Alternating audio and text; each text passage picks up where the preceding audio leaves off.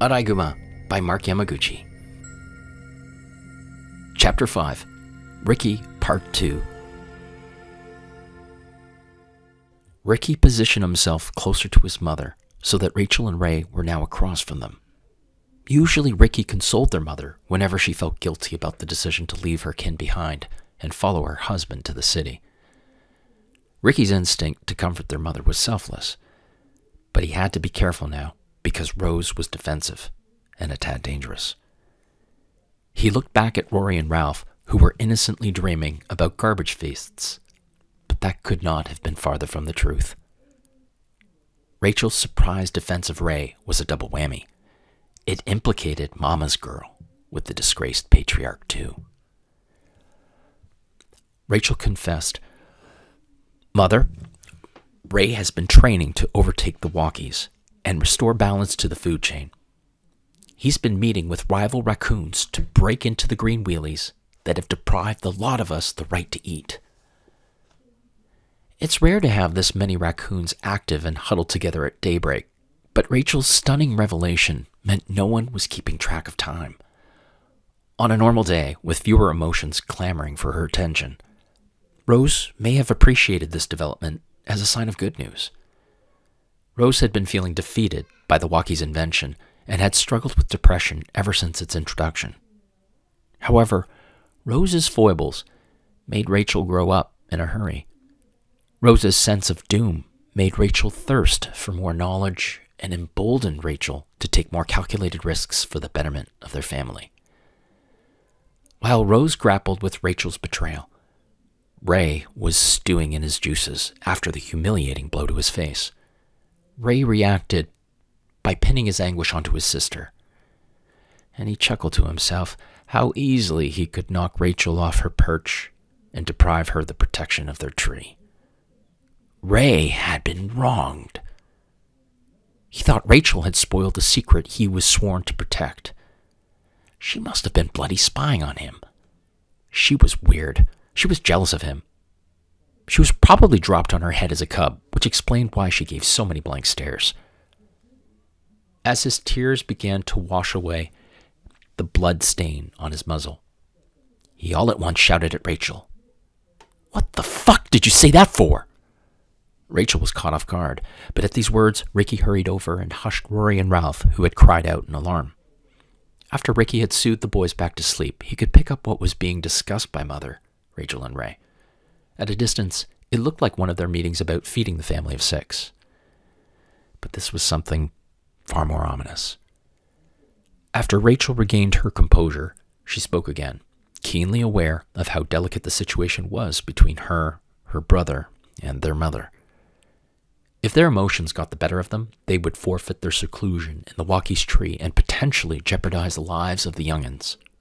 Rory and Ralph had not matured enough to outrun the indiscriminate cruelty of the walkie's yard guard.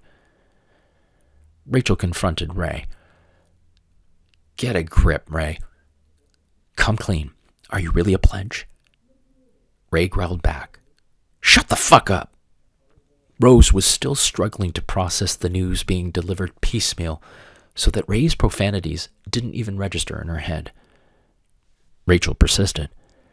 "Tell us you haven't been initiated. Tell us Father would have stopped your hazing." At the mention of their father, Rose snapped out of her daze and demanded to know more. "Ray, your father hasn't been seen for months. Has your father got something to do with this?" Rachel gently nudged her mom with a passiveness that paradoxically exerted Rachel's newfound qualities as the leader of the pack. "Ray, as long as you aren't initiated, it's not too late. Father may belong to Severn, but you still have your freedom." Ray thought this such hoity-toity talk. "Rachel, we've been struggling to make ends meet. Those walkie bastards. We never took more than we needed. We eat their castaways. Then they even hoard the garbage. I'm proud of Father. He's doing something about it. He's not dumb. There's strength in numbers. Severn has nearly all the clans on his side now. He's getting the best of the best to pledge. Severn has a green wheelie in his possession right now, and we're vying to be the next Turners. Rose was dumbfounded, hearing for the first time about Severn, the large number of raccoons he had brought onto his side, and the whereabouts of her children's father.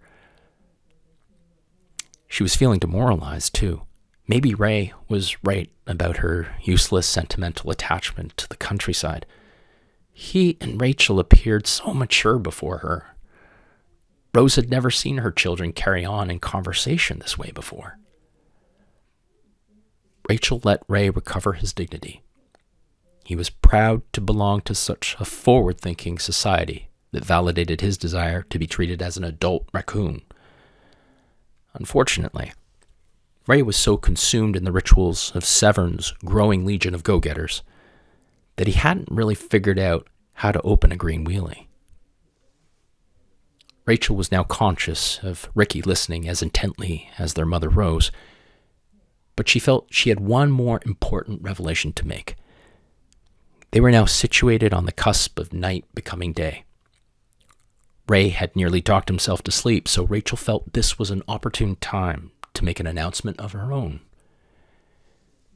Look, Severn is becoming powerful across neighborhoods, and it'll be a game changer if a raccoon besides Severn can open a green wheelie. But every young male east of the Dawn has failed the competition. What do you think it means to fail?